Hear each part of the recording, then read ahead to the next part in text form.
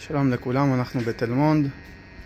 אנחנו באיתור נזילה תת-קרקעית על ידי החדרת גז למערכת צנרת תת-קרקעית בשל צריכה חריגה במד המים, ואומר המד המים מראה צריכה באופן רציף ללא הפסקה, ובעצם אנחנו מחדירים גז. ההבדל בין מים לגז שגז יעלה על פני הקרקע, ובעזרת המכשיר החמוד הזה אנחנו נדע לאתר את הבעיה. עכשיו תראו מה קורה שאנחנו מגיעים לפה.